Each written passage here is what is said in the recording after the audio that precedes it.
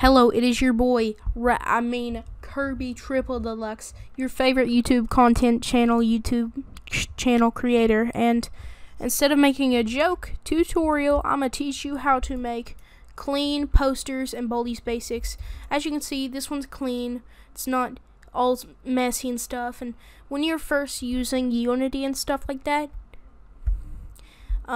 you edit Baldi's textures.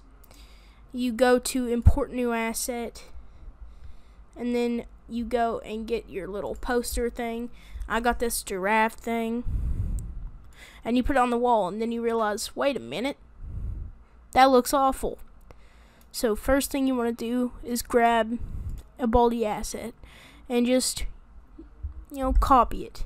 Okay, so this is gonna be default, no RGB color texture, no maps. It'll not be bilinear. Nope.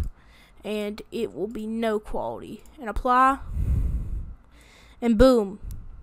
The poster fits the quality of Baldi's basics. So, yeah. Did you know a giraffe has a long neck? Anyways, this has been Kirby Triple Deluxe, your favorite top racer YouTube channel. Out.